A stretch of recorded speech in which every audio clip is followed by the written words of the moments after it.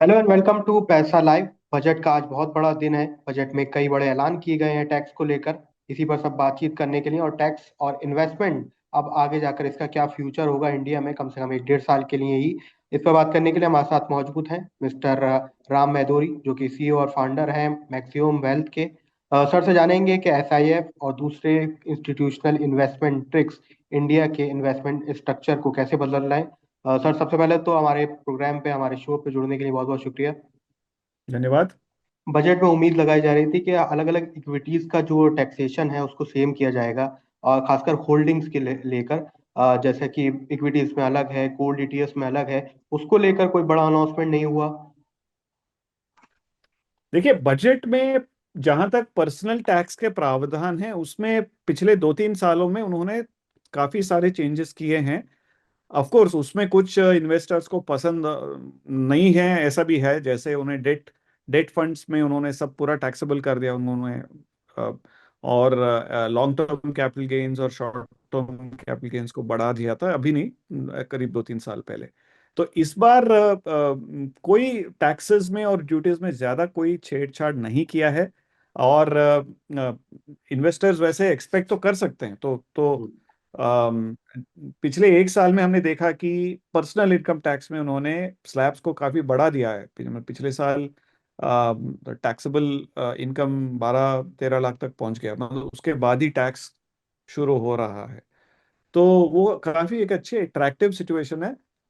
हालांकि consumption stocks का उसमें बढ़ने का जो हमने एक्सपेक्ट किया था, वो बिकॉज ऑफ दी जो मार्केट की जो अनसर्टेनिटी थी, ग्लोबल ग्लोबल जियोपॉलिटिक्स को लेकर, और ये टैरिफ का जो ट्रम्प ने पूरा धमाका छेड़ा था पूरे विश्व पे, उसके वजह से बहुत ज्यादा इम्पैक्ट नहीं हुआ है of those income tax changes.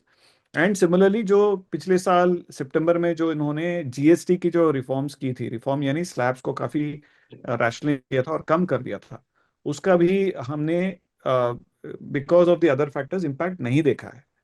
तो इन्वेस्टर्स का जो एक्सपेक्टेशन है कि भाई और टैक्स घटाओ, ये मतलब मुमकिन नहीं है मेरे ख्याल से।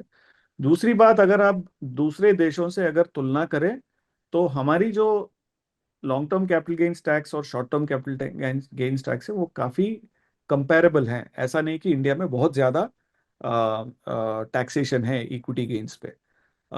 और यूएस में तो कुछ ज्यादा ही स्ट्रिक्ट हो जाता है आफ्टर सर्टेन लेवल्स। तो तो वो एक्सपेक्टेशन मेरे ख्याल से लोग कुछ शायद रख रहे थे और सेंटिमेंट उस पर चला रहे थे, बट मेरे ख्याल से वो ठीक नहीं है।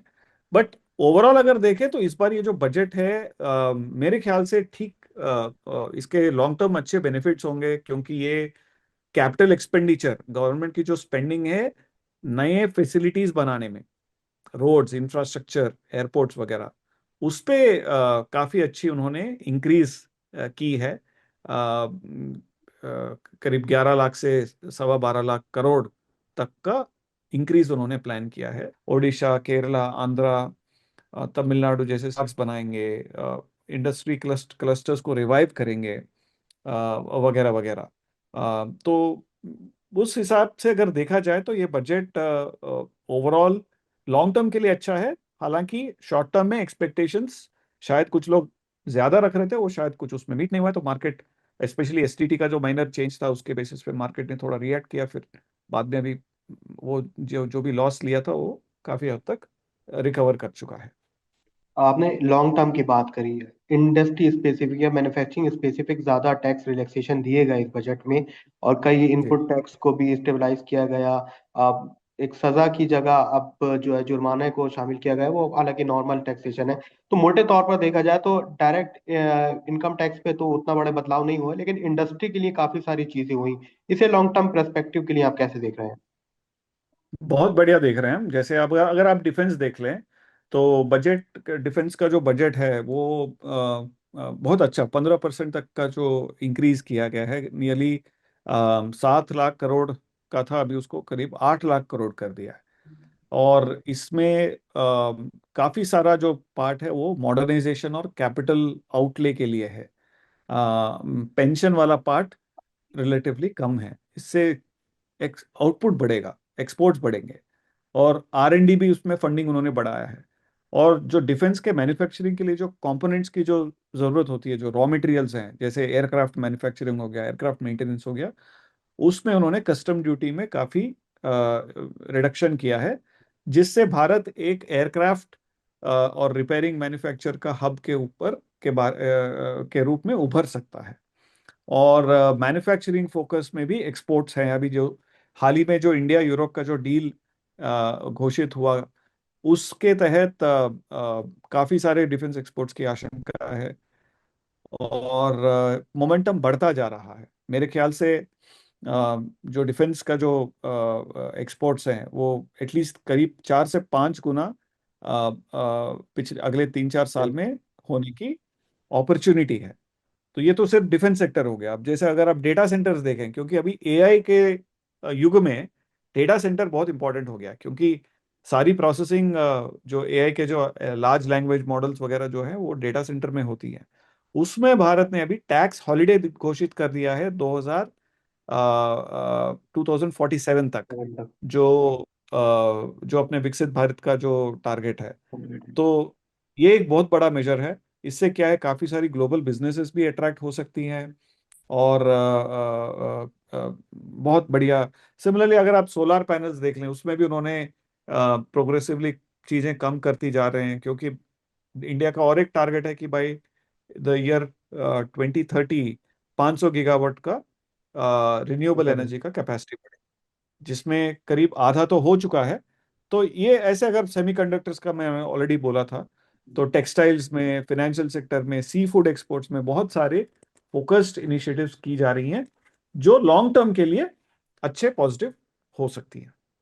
सर बताइए, सबसे पहले आपकी कंपनी कैसे मदद करती है पीएमएस के लिए, दूसरे इंस्टीट्यूशनल इन्वेस्टमेंट ट्रिक्स के लिए, और कैसे लैंडस्केप आप देख रहे हैं इंडिया में इंस्टीट्यूशनल और दूसरे रिटेल इन्वेस्टमेंट का। देखिए, हम क्लाइंट्स को इक्विटी मार्केट्स में हमारे रिसर्च ऑफरिंग्स के थ्रू हेल्प करते हैं अच्छे स्टॉक्स में इन्वेस्ट करने के लिए।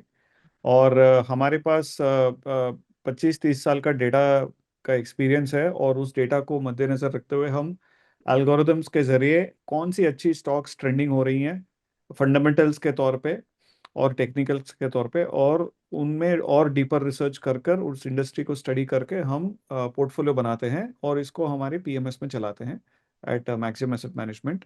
और इसी डेटा को हम यूज करके म्यूचुअल फंड्स में भी कौन सी अच्छी स्टॉक्स होल्ड हो रही है, कौन सी फंड्स हैं जो अच्छे स्टॉक्स, अच्छे पोर्टफोलियो होल्ड करें, उनका ट्रेंड कैसा है और उनकी परफॉर्मेंस कैसी है, फंड मैनेजमेंट कैसा है, प्रोसेसेस कैसे हैं, उसके बेसिस पे फंड का पोर्टफोलियो भी बनाते हैं। और तीसरा, हम ईटीएफ्स का भी पोर्टफोलियो बनाते हैं, जिसमें अभी करीब 10 लाख करोड़ का ईटीएफ्स में पैसिव इन्वेस्टमेंट बढ़ता जा रहा है, और बहुत सारे स्मार्ट बेटा ईटीएफ्स हैं। उसको हम कंसोलिडेट करके कौन से थीम में इन्वेस्ट करना चाहिए, जैसे अल्फा में करना चाहिए, निफ्टी अल्फा या निफ्टी लो वोलेटिलिटी, निफ्टी मोमेंटम, और उन उसका पोर्टफोलियो बनाकर हम करते हैं। हमारा objective long term wealth creation है, और सारा डेटा हमारे पास है। हम फोकस रखते हैं कि सारा डेटा खुद से करें। और एज फार एज इस बजट की जो बात है, देखिए इस बजट में आपका सवाल अगर मैं देखूं तो कोई ऐसा प्रावधान नहीं दिया गया है कि पीएमएस में ऐसा हो, या किसी एसआईएफ में ऐसा हो, या ईएलएसएस में ऐसा हो। कोई स्पेसिफिक प्रावधान नहीं है। हाँ, थोड़ा सा एसटीटी डेरिवेटिव्स पे बढ़ाया गया है, बट वो लॉन्ग टर्म निवेशकों के लिए ज्यादा इम्पैक्टफुल नहीं है। सिर्फ जो एफ एंड ओ करते हैं, फ्यूचर्स ऑप्शंस जो जी हेवीली सर। करते हैं, और स्पेशली जो विलायती जो एफपीआईज जो जिसमें ज्यादा कर रहे थे, और पिछले साल हमने कुछ इंसिडेंट्स देखे जेन स्ट्रीट हम्म। वगैरह, उनके लिए उन्होंने थोड़ा खर्चा बढ़ा दिया है। अब उससे वो अपनी एक्टिविटीज से बाज आएंगे ऐसा कुछ आशा नहीं रखना चाहिए। लेकिन हाँ, वो बिकॉज एसटीटी पे थोड़ा सा उन्होंने थोड़ा सा बढ़ा दिया, मार्केट्स ने थोड़ा सा शार्प रिएक्शन दिया, फिर उसके बाद देन मार्केट्स ने जैसे ही समझा कि ये क्या है, इसका लॉन्ग टर्म इम्पैक्ट क्या है, मार्केट्स ने रिकवर कर कर गया है।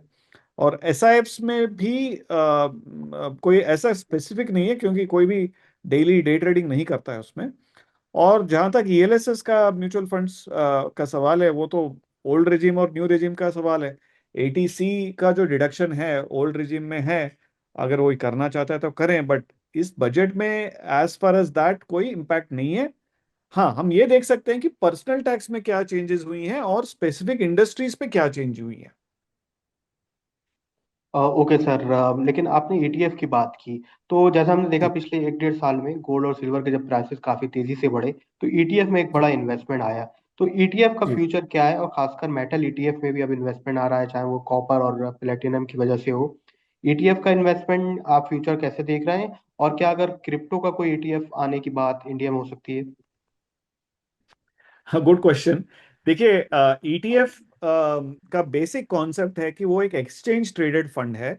म्यूचुअल फंड में जब आप खरीदते हैं, आप को एंड ऑफ डे का एनएवी मिलता है दिन के अंत में। लेकिन ईटीएफ ऐसा एक स्पेशल आप म्यूचुअल फंड समझे, क्योंकि उसमें भी उसके अंडरलाइन नीचे बहुत सारे स्टॉक्स या कमोडिटीज होती हैं। और ईटीएफ ट्रेडेबल है, मतलब आप कभी भी खरीद के बेच सकते हैं। लेकिन इसमें इन निवेशक को थोड़ा जागरूक होना चाहिए कि उसकी लिक्विडिटी कितनी है, क्योंकि कुछ ईटीएफ ऐसे भी हो सकते हैं जिनमें लिक्विडिटी बहुत कम हो। अब जैसे अभी सिल्वर ईटीएफ इतना ज्यादा इंक्रीज हो गया था, ठीक है, लिक्विडिटी बढ़ गया है, उसका दूसरा कंस्ट्रेंट था कि कमोडिटी उसके पीछे बैकिंग है कि नहीं, मेटल। लेकिन कुछ ईटीएफ्स ऐसे भी हो सकते हैं जहां पे लिक्विडिटी ना हो, जिसके वजह से आपका जो बिड और आस्क का जो स्प्रेड है वो बढ़ सकता है। मतलब आप खरीदना चाहते हैं 100 पे, लेकिन वो अवेलेबल है 93 पे। तो और आपको खरीदना ही है, तो उसके वजह से थोड़ा सा आपका ट्रैकिंग एरर बढ़ सकता है। लार्ज म्यूचुअल फंड्स में वो इश्यू नहीं है, इसीलिए ईटीएफ, बड़े ईटीएफ जिनका एयूएम ज्यादा है, वॉल्यूम्स ज्यादा है, ट्रैकिंग एरर कम है, एक्सपेंस रेशियो कम है, उनमें लेना चाहिए। अब ईटीएफ्स कमोडिटीज हो सकती है या इक्विटी थीम्ड भी हो सकती हैं। इक्विटी थीम्ड, जो जिसका जो मैंने पहले जिक्र किया था, जैसे Nifty alpha, Nifty momentum, Nifty 500, momentum 50।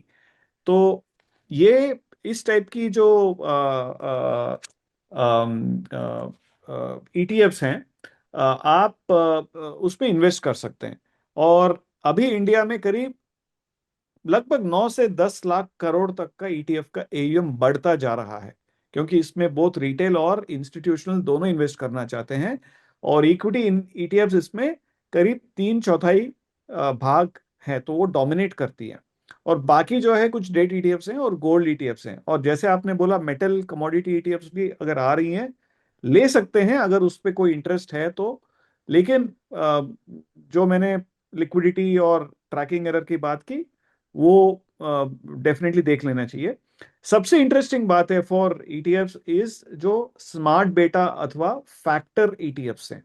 तो ये ईटीएफ्स एक अच्छा एक्साइटिंग ग्रोथ है, और एक पीएमएस के ढांचे में अगर कोई सही टाइम पे अगर 3 4 गुड ईटीएफ्स खरीद के रखें, तो लॉन्ग टर्म वेल्थ क्रिएशन के बहुत अच्छे आसार हैं।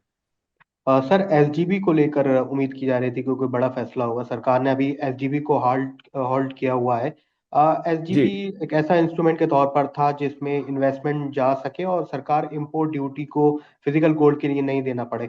लेकिन उसके बाद जब से एसजीबी को बंद किया गया, गोल्ड ईटीएफ में बड़ा पैसा आया। तो कोई नई एसेट क्लास सरकार इस पर बनाने पर विचार कर सकती है जो एसजीबी जैसा रिटर्न दे सके?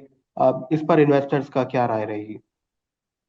देखिए, एसजीबी कोई नया एसेट क्लास नहीं है। एसजीबी सिर्फ एक सोवरेन गोल्ड बॉन्ड है, तो वो गोल्ड को उन्होंने वैप करके दिया है, जिसमें गोल्ड प्राइस के अप्रिसिएशन के अलावा करीब 2.5% हर ढाई साल का परसेंट जो दे रहा था। बट ये गवर्नमेंट के लिए काफी नुकसानमंद साबित हुआ है, क्योंकि गवर्नमेंट को करीब एक डेढ़ कैलकुलेशन है, लाख करीब करोड़ 1 लाख करोड़ का, हाँ, का टाका पड़ा है। तो ये धीरे धीरे उन्होंने फेज आउट कर दिया है, तो obviously it doesn't make sense. तो बिकॉज क्योंकि इन्वेस्टर्स अभी एसजीबी नहीं हैं, और एक्स्ट्रा अगर किसी को लेना है, तो गोल्ड ईटीएफ्स या फिजिकल गोल्ड एक अच्छा ऑल्टरनेटिव हुआ है।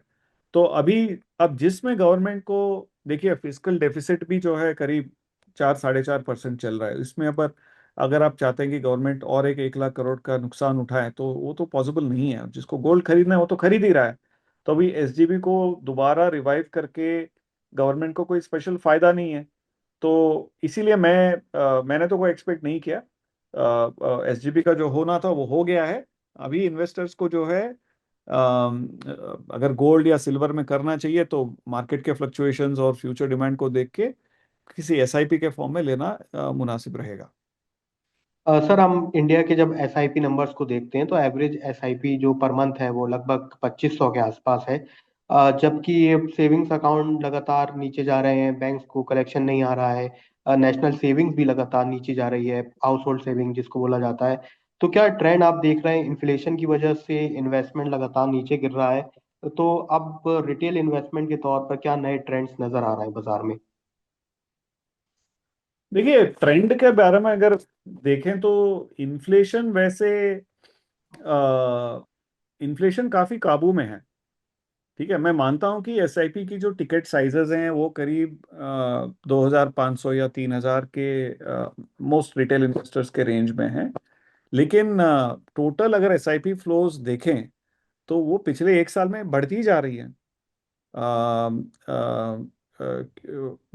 यू नो कंजम्पशन अभी जैसे इनकम टैक्स के जो बेनिफिट्स हुई हैं उसके वजह से भी थोड़ा सा डिस्पोजेबल इनकम तो आ ही रहा है लोगों में। तो तो मेरे ख्याल से एग्रीगेट लेवल में देखें तो एसआईपी इनफ्लोस, अगर हम इक्विटी इनफ्लोस के अंदर सिर्फ एसआईपी इनफ्लोस को देखें तो पिछले 3 साल में ये 2x हुआ है, डबल हुआ है। बिल्कुल। तो क्योंकि अभी आज करीब 30,000 30,000 करोड़ का करीब। एसआईपी आ रहा है हर महीने। और एसआईपी की जो एयूएम है वो करीब 16.5 लाख 70 लाख। करोड़ है ओवरऑल। हम्म। तो ये तो मतलब मेरे ख्याल से अच्छा ही है। हाँ, मैं मानता हूँ कि हाउस होल्ड सेविंग्स में पीपल कंज्यूम भी कर रहे हैं ज्यादा, जो अगेन इकोनॉमी के लिए अच्छा है। बोरोइंग अभी धीरे धीरे बढ़ रहा है जिसके वजह से एनबीएफसी स्टॉक्स और सम ऑफ द बैंक्स के स्टॉक्स थोड़े अच्छे हुई हैं। तो ये साइकिल्स में चलता रहेगा, बट ओवरऑल एसआईपी का जो ट्रेंड है वो तो लॉन्ग टर्म सेकुलर ट्रेंड है, वो तो बढ़ता ही जाएगा। आ, आ, या ओके सर, बहुत बहुत शुक्रिया हमारे साथ बातचीत करने के लिए। और जी बजट पर जी हम बहुत उम्मीद लगाए बैठे हैं और सेक्टर को इसमें बहुत बड़ा बूम मिले। 2047 विकसित भारत का जो भारत सरकार जी। का प्रोजेक्ट है, जो भारत सरकार का मिशन है, उसमें वो जरूर कामयाब हो सके। थैंक यू सर हमारे साथ जुड़ने के लिए बजट पर। धन्यवाद, नमस्कार। मुझे ये शो पे बुलाने के लिए धन्यवाद।